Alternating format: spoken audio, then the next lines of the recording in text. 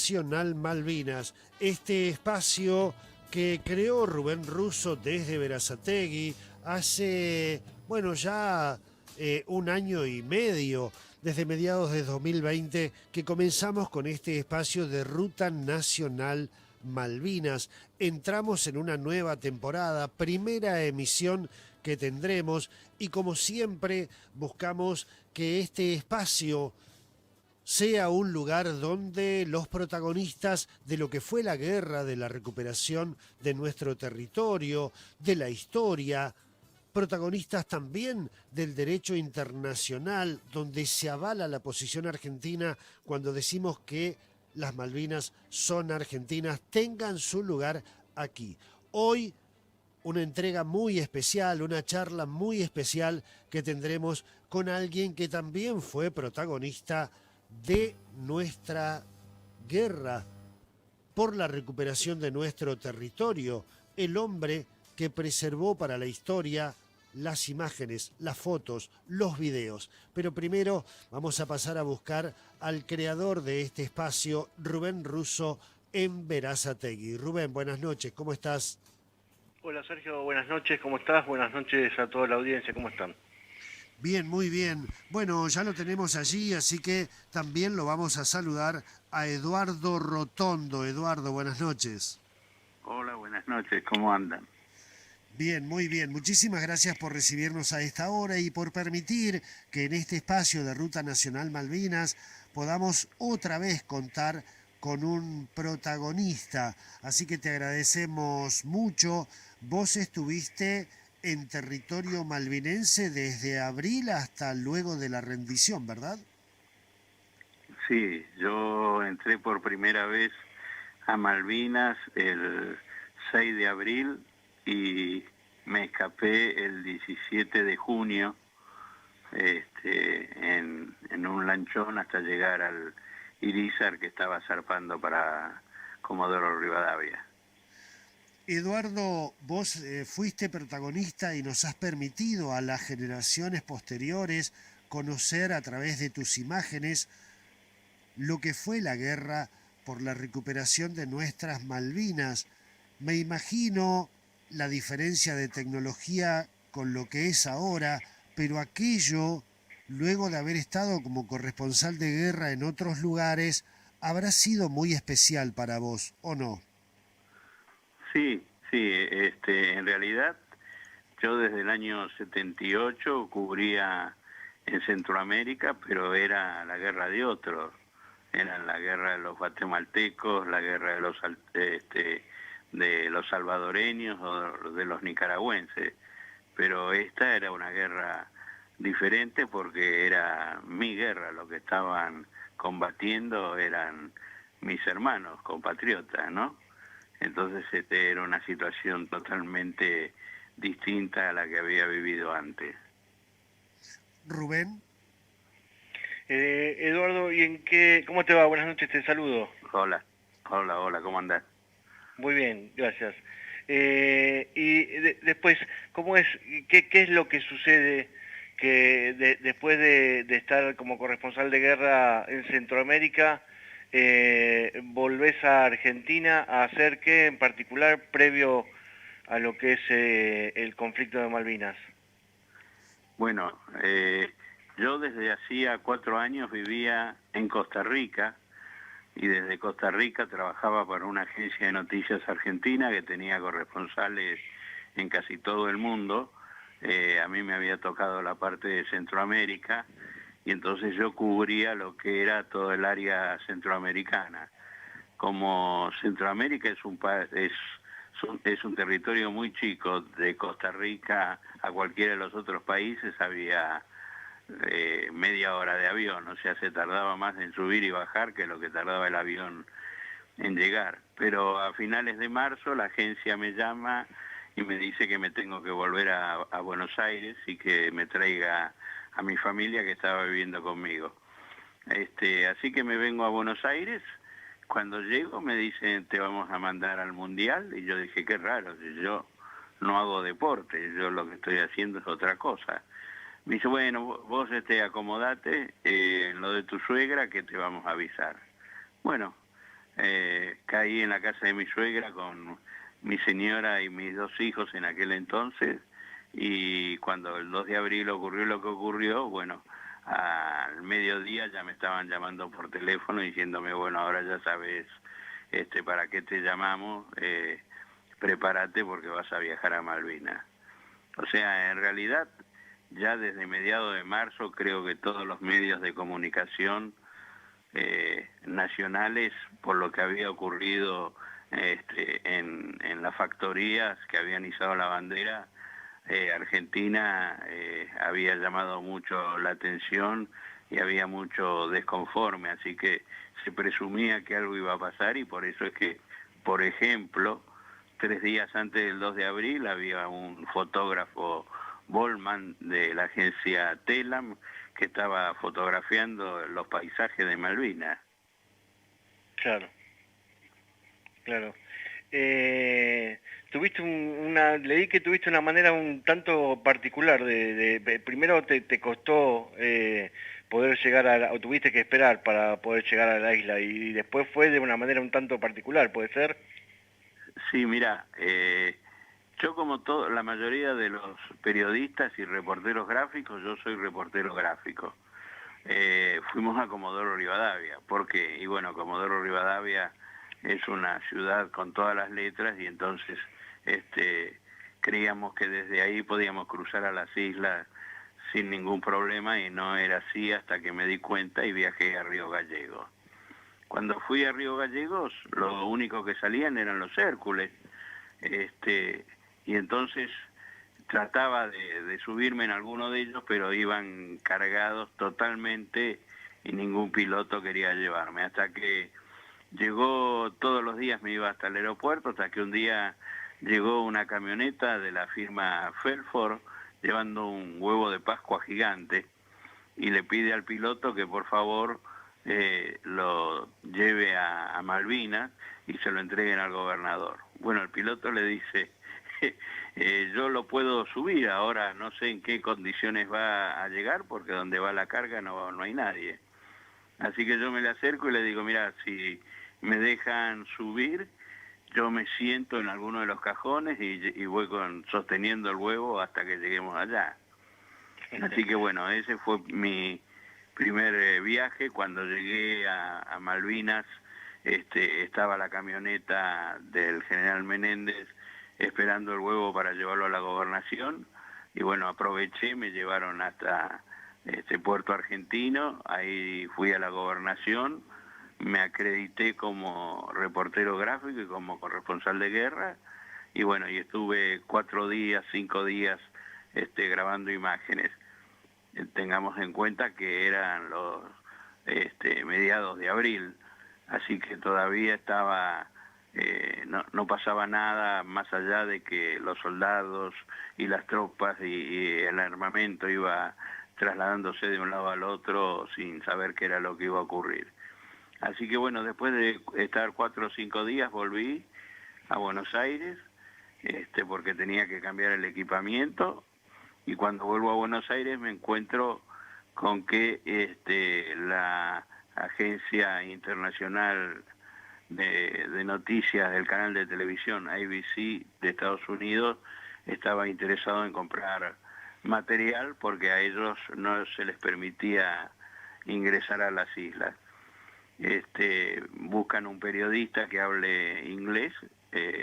Nicolás Casanseu en ese momento no tenía trabajo, así que la segunda vez viajamos con Nicolás a Malvinas. Cuando llegamos al aeropuerto de Río Gallegos, por supuesto, los Hércules se nos ponían todos en fila, porque él era el periodista conocido que había estado trabajando hasta hacía poco con César Massetti y Mónica Mianovich en el programa de televisión.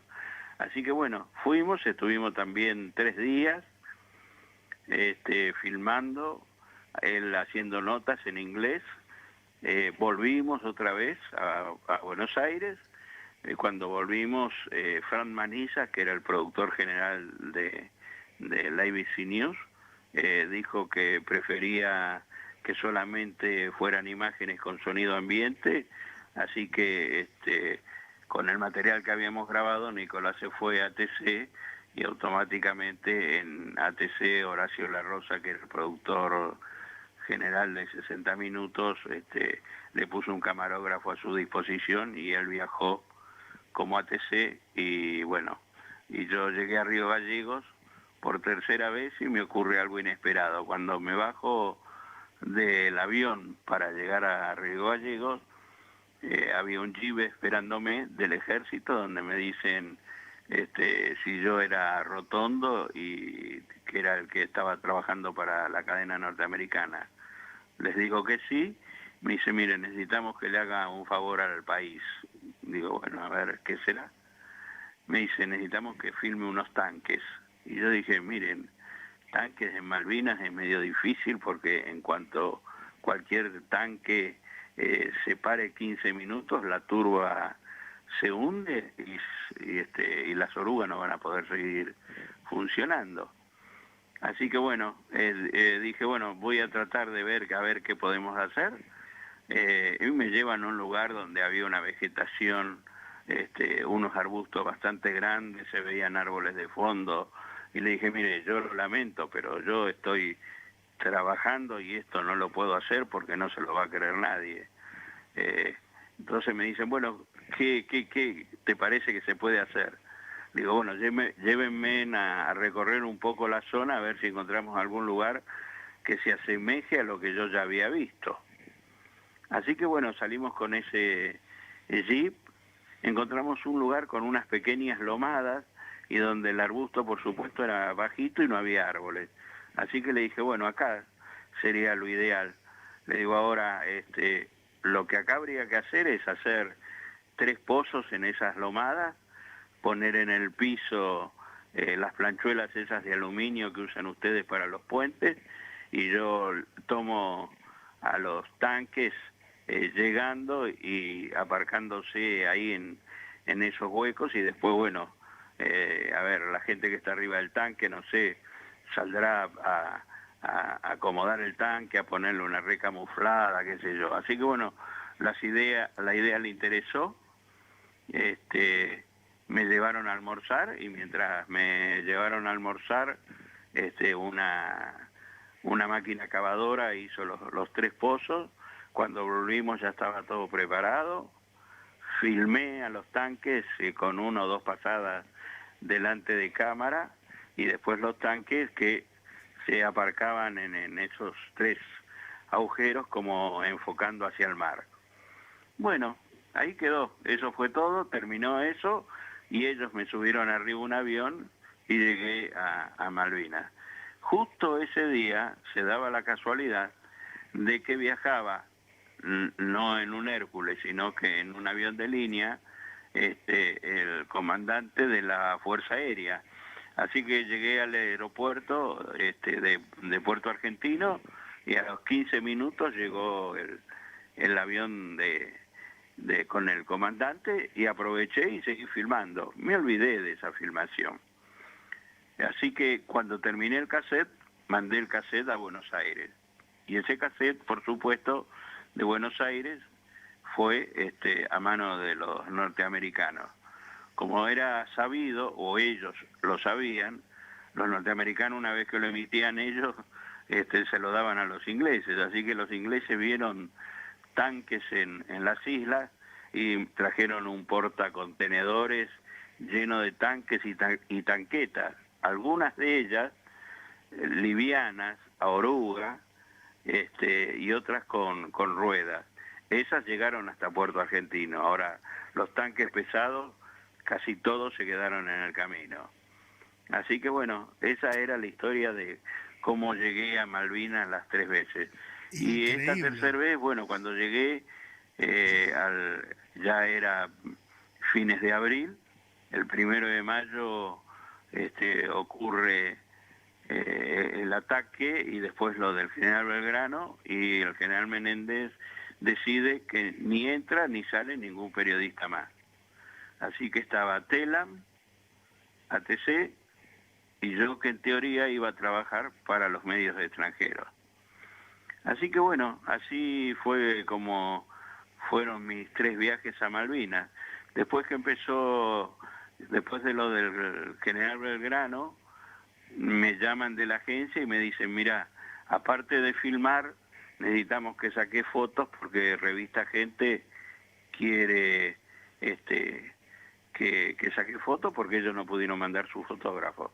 Así que bueno, con mi cámara más otra más que me compré allá en el Westor, con el equipo encima, andaba y filmaba y sacaba fotos al mismo tiempo. De ahí salió el apodo que me pusieron después los soldados, que me decían el Equeco, porque sobre que soy bajito, andaba con la cámara más la casetera colgando en la espalda con una mochila, más las 2 cámaras de foto, más el bolso con las baterías del equipo, que eran baterías de moto. Así que bueno, así fue como fue toda la guerra. Me encontré con la sorpresa cuando volví al continente que Revista Gente había publicado muy pocas fotos mías. A eso se sumaban de que las fotos que publicaban eran en su gran mayoría de Río Gallegos, y aparte los títulos, ¿no? Vamos ganando, seguimos ganando. Y eso a mí realmente me molestó mucho y me negué a entregar el material del 13, del 14 y del 15 en fotografía. El material de video, por supuesto, la IBC, en cuanto llegué, pasó por el control de ATC y de ahí se lo llevó la IBC. El material fotográfico yo me negué a entregarlo hasta que llegué a un acuerdo con el productor de la revista, que si no cambiaban el título en la revista, yo las fotos no las daba. Así que durante 3 semanas sacaron 3 revistas Gente. La primera creo que se llamó La guerra que no vimos, la segunda fue Las fotos que nunca vimos, y la tercera creo que ya era más específico, que había alimento, cómo estaba la tropa y qué sé yo. Pero bueno, lamentablemente cuando pregunté por qué mi material no se difundía, me dijeron de que había una orden que no se podía publicar las fotos que yo mandaba. Así Eduardo, que bueno, sí. para las nuevas generaciones, cuando vos decís 13, 14 y 15, te referís al mes de junio de 1982, que es el momento de la rendición, ¿verdad? Sí, es así. O sea, el 13 de junio al mediodía el general Menéndez nos llama a la gobernación, vamos todos, y nos dicen, bueno, los ingleses están del otro lado de los montes, esto se va a sostener, pero no por mucho tiempo. En 1 hora está aterrizando un Hércules y los invitamos a que se retiren.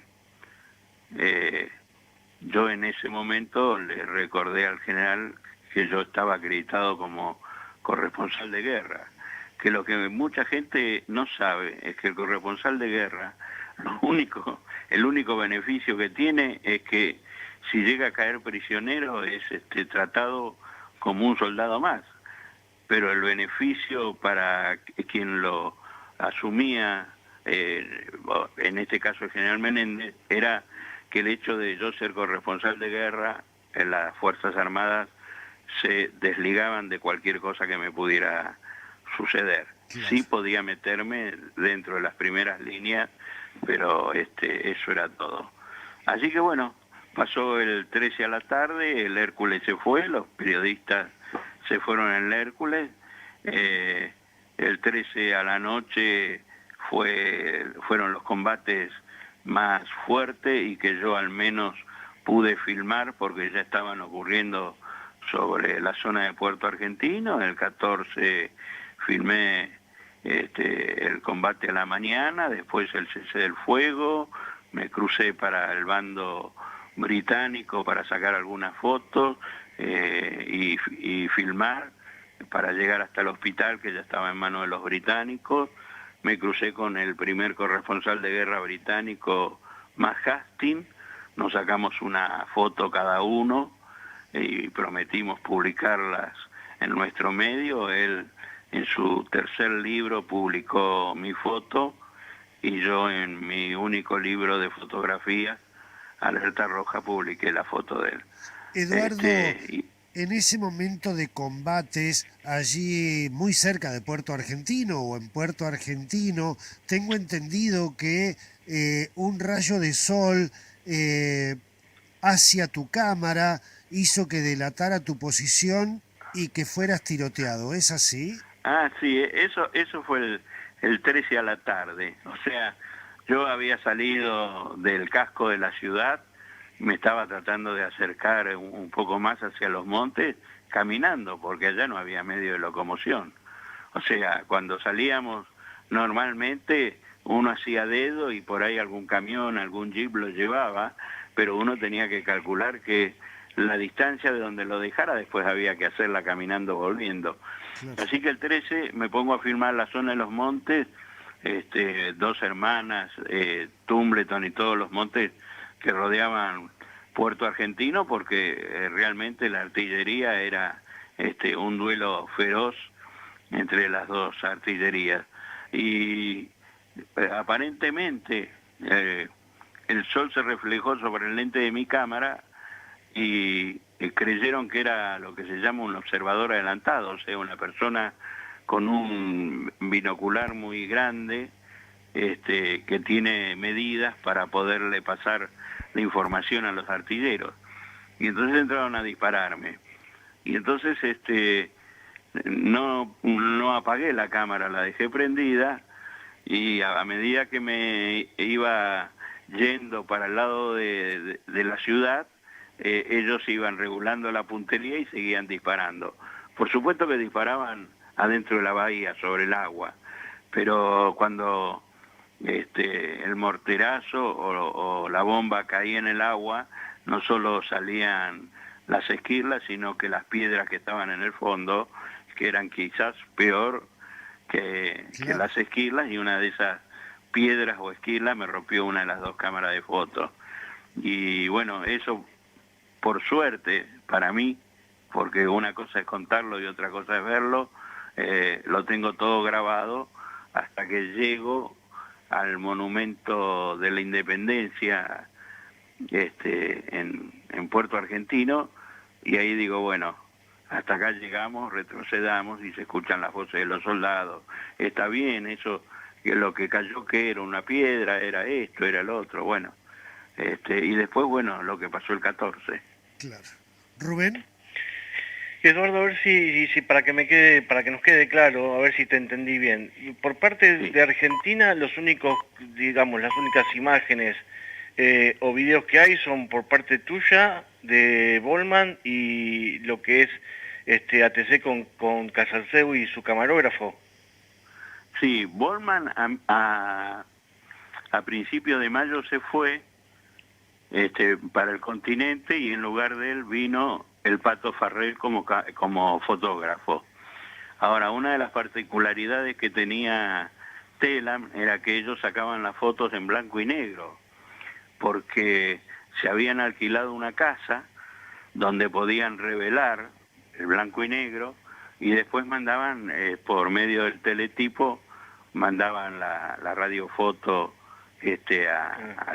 al continente. Así que las fotos de Telam eran en blanco y negro. Nicolás con la Mela, que era el camarógrafo, filmaban, y Nicolás por su cuenta tenía una cámara y sacó fotos, creo que era negativo color, y yo, por una exigencia de la revista Gente, tenía que sacar diapositiva color, y ellos me mandaban los rollos. Ahora, los envíos del material, salvo Telam, que lo hacía directamente, nosotros cada vez que llegaba un Hércules a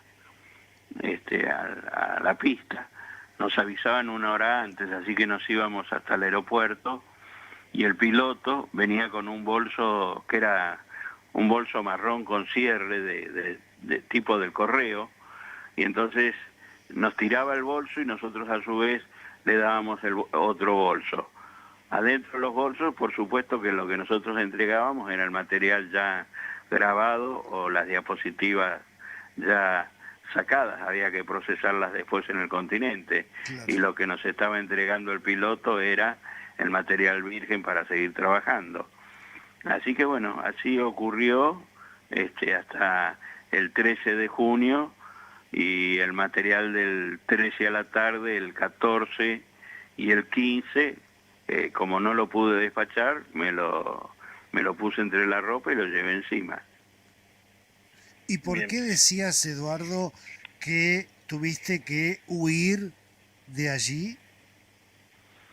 Claro, a ver, el 14, creo que acá en el continente se manejó mal la información, o no se tuvo bien la información. El 14 de junio, a las 16 horas, recién ahí, se decreta un cese del fuego, ¿sí? O sea que ninguna de las dos fuerzas, ni la británica ni la argentina, iban a seguir disparando. Y el cese del fuego estaba previsto hasta las 21 horas de ese día. Si no se llegaba a un arreglo con el general Menéndez de que firmara la rendición, se iba a seguir combatiendo.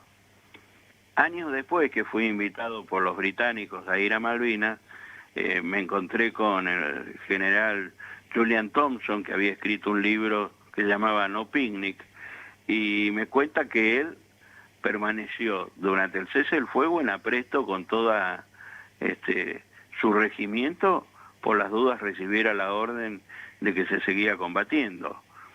Así que bueno, eso no creo que lo sepa mucha gente. Mientras tanto, cuando llega, no es Jeremy Moore, sino que llega el segundo de él a negociar con Menéndez. Menéndez lee la rendición y dice que no la firma porque hay una palabra incondicional que él no la aceptaba.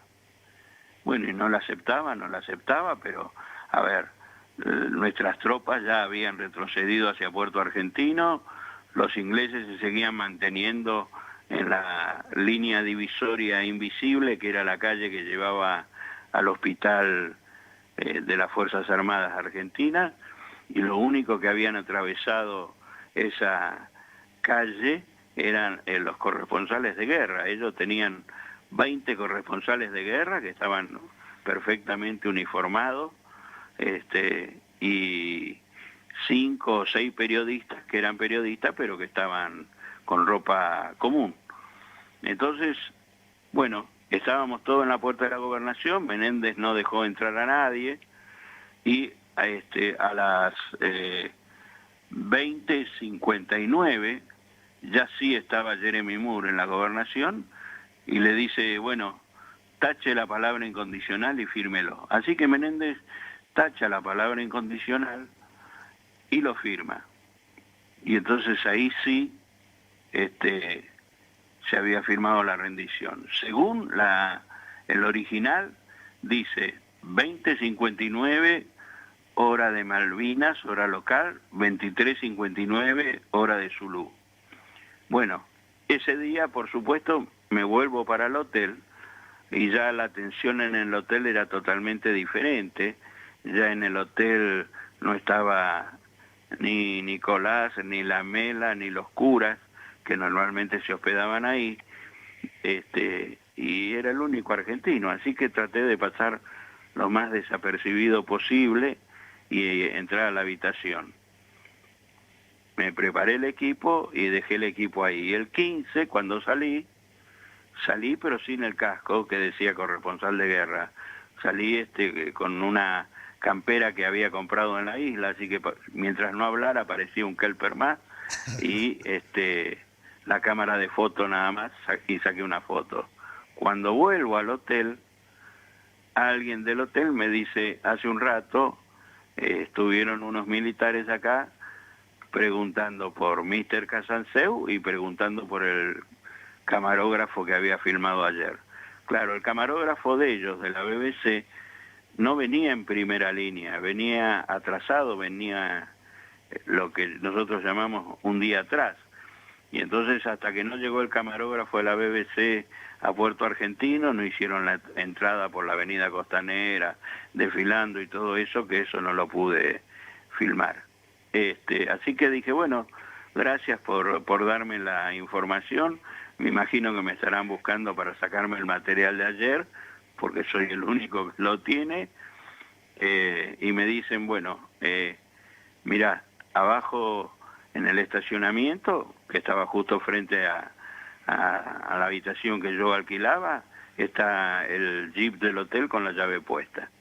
Así que, bueno, desarmo como puedo la cámara, la meto en el bolso, lo mismo que el casco, y cometo el error de no traerme una agenda que yo tenía donde iba anotando diariamente qué era lo que iba filmando, que había quedado en la mesa de luz. Y bueno, quedó en la mesa de luz y por supuesto, después cuando volví al continente entré a mostrar las fotos y no tenía el nombre de los soldados.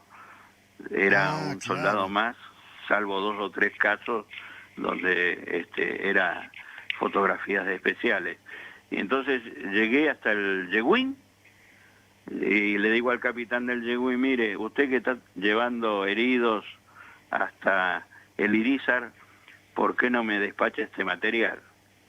Y el capitán del Yeguín me dice, sí, no hay problema, yo te lo trato de subir, aunque arriba del Irízar hay un médico argentino, un médico de la Cruz Roja y un médico británico.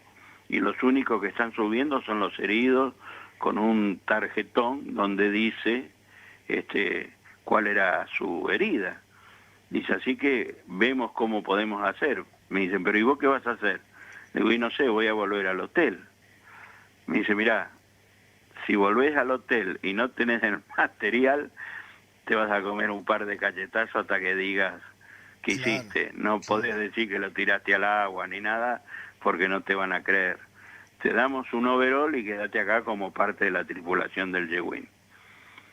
Y así que me quedé 1 día y medio arriba del Yeguín, y no podía subir al Irízar, hasta que el Irízar terminó de cargar los 420 heridos que trasladó esa vez, iba saliendo de la bahía, y entonces el Yeguín se acerca hasta el Irízar y le dice que tiene algunas cosas que darle.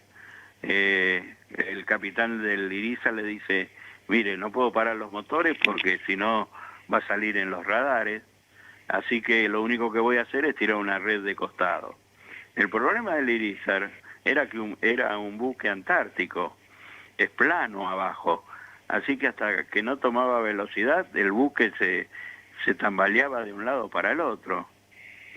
Así que bueno, tiran la red, la gente de otro lanchón que había saltado al Yeguín para decirle que venían a expropiarse del Yeguín para bajar a su gente, que era gente de la Marina, me da un curso ultra rápido de cómo aferrarme a una red, cosa que nunca había hecho, y bueno, y así pude subir al Irízar y llegar al continente con el material encima. Ahora, hay una cosa que no conté, que tampoco se sabe mucho.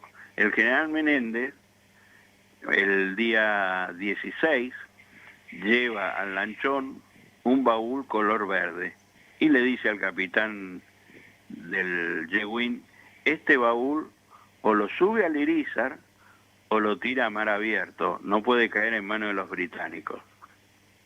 Bueno, yo durante muchos años no estaba enojado con el general Menéndez y no hablaba con él, y la intriga era qué había en ese baúl, si había documentación secreta o qué.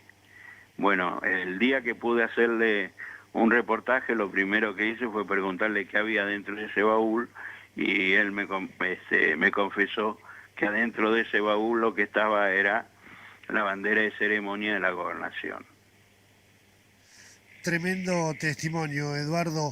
Nos hemos quedado sin tiempo, pero me decía Rubén Russo de la posibilidad de volver a hablar porque estás preparando todo un material para un nuevo libro, ¿verdad? Sí, sí, es así. Estoy tratando de hacer mi segundo y último libro porque ya no creo que a mi edad pueda seguir con todo esto. Y bueno, son las memorias de lo que viví esos 60 días en las islas y con una modificación que va a llevar un código QR. Entonces las personas van a poder escanear ese código y ver el video de lo que estoy contando o la fotografía de acuerdo a lo que sea. Pido mil disculpas, pero soy muy charlatán. No, no, ha sido impresionante la charla, Rubén. No, no, la verdad que sí, muy bueno. Te quiero preguntar, no sé si lo tenés en forma exacta, pero la cantidad de material que trajiste o que enviaste desde allá, tanto de diapositivas como horas de video, ¿podés tener algún Sí, acercamiento de todo lo que hiciste? sí. En cuanto a video, durante 10 años yo no podía hacer uso del material de video porque era exclusivo de la cadena norteamericana. Ahora, yo grababa en sistema NTSC, que era el sistema que usaban los norteamericanos, Claro. pero el material, antes de darle a los norteamericanos, pasaba por un control militar y lo convertían a PAL. Bueno, ese material convertido a PAL lo tenía mi agencia y son 8 horas de video. Y en cuanto a la fotografía, sí, iban a gente directamente porque los militares no tenían como revelar rollo de diapositivas y tengo 720 fotos. ¿En total de Tremendo, conflicto? Sí, sí, de todo el tremendo material. conflicto. Tremendo material, toda la historia está ahí. Eduardo, bueno, la vida y tu decisión y tu pasión por la profesión te puso en un lugar central de la historia de nuestro país, que no es poco, ¿no? Sí, en realidad, a ver, volví y me decepcioné de ver, no en el sur de nuestro país, pero sí en el resto del país, que la gente estaba más interesada en el Mundial de Fútbol que en el regreso de los soldados. Eso creo que fue lo que me dio más fuerza para no abandonar y seguir divulgando lo que había ocurrido en Malvinas, porque echarle la culpa a los soldados que se portaron heroicamente me parece algo totalmente injusto. Totalmente. Eduardo, bueno, entonces será hasta pronto, a ver si nos volvemos a encontrar para seguir escuchándote y viendo estos testimonios que son únicos a través tuyo, con este segundo libro. Te agradecemos realmente muchísimo. Ha sido un honor para nosotros empezar una nueva temporada de Ruta Nacional Malvinas con vos. Bueno, gracias y los felicito por el título del programa. Bueno, será la ruta nacional que llevaremos de generación en generación, Eduardo. Y Eso espero. después de nosotros, alguien seguirá con esta ruta nacional. Ojalá. Gracias, un abrazo grande. No, al contrario, gracias a ustedes por llamarme. Rubén Russo, felicitaciones por tu trabajo, por haber hecho lo imposible para que Eduardo Rotondo fuera el primer protagonista de esta nueva temporada de Ruta Nacional Malvinas.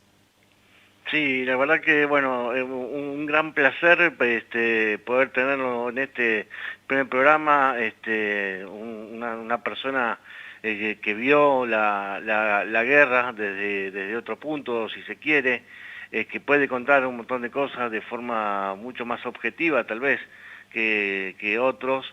Y bueno, y agradecerle profundamente la inmediata predisposición que tuvo al comentarle que lo queríamos entrevistar para el programa. Se brindó inmediatamente y coordinamos esto que estábamos diciendo recién, esta segunda parte donde ya vamos a hablar un poquito más adelante de algunas fotos en particular, fotos que prácticamente son desconocidas a casi 40 años del conflicto. Y bueno, nos va a relatar las anécdotas de esas fotos y vamos a tener también un poco más información sobre el libro y sobre todo lo que hizo. Rubén Russo, abrazo grande, nos encontramos dentro de 15 días en una nueva emisión de Ruta Nacional Malvinas. Muchas gracias, saludo a toda la audiencia, que estés bien, Sergio.